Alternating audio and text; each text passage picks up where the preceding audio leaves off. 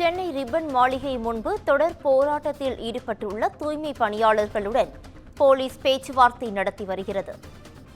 இது குறித்தான அண்மை செய்தியை பார்த்து வருகிறோம். போராட்டம் நடத்தி வரும் தூய்மை பணியாளர்களை அப்புறப்படுத்த உயர்நீதிமன்றம் உத்தரவிட்ட நிலையில் இந்த பேச்சுவார்த்தையானது நடைபெற்று வருகிறது.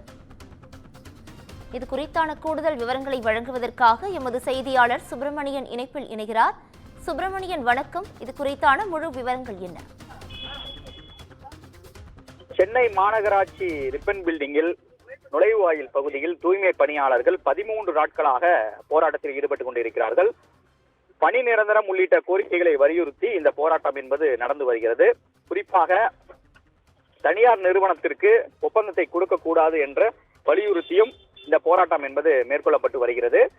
இந்த நிலையில் போக்குவரத்துக்கு இடையூறாக இந்த போராட்டம் இருப்பதாக சென்னை உயர்நீதிமன்றத்தில் வழக்கு தொடரப்பட்டிருந்தது.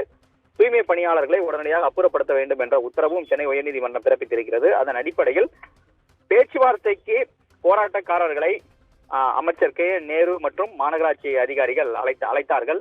அதன்படி யாரும் பேச்சுவார்த்தைக்கு செல்லவில்லை என்று தகவல்கள் வெளியாகி இருக்கிறது. இதற்கிடையில் போராட்டத்தில் ஈடுபட்டு வருபவர்கள் கலைந்து செல்லும்படி போலீசார் தரப்பில் அறிவுறுத்தப்பட்டிருக்கிறது. கீழ்ப்பாக்கம் காவல் துணை ஆணையர் தலைமையில் பாதுகாப்பு ஏற்பாடுகள் செய்யப்பட்டிருக்கிறது.